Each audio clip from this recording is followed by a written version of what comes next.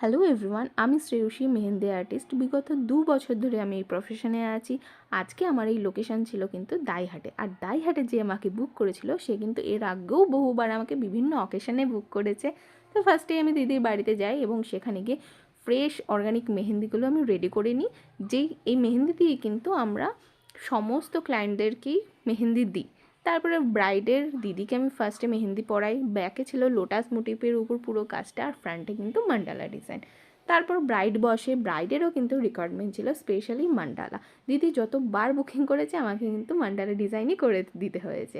তো starting belt খুব সুন্দর একটা লোটাসের উপর রাখি। দেন গণেশজি দিদি বলেছিল স্পেশাল ডেতে দিদি গণেশজি চাই। তো গণেশজি দেওয়ার পর হাতটা কিন্তু লোটাসে মান্ডালা দিয়ে কমপ্লিট করেছি। ফ্রন্টটা পুরোটা মান্ডালা, দেন ব্যাকেও কিন্তু মান্ডালা ডিজাইনে ছিল।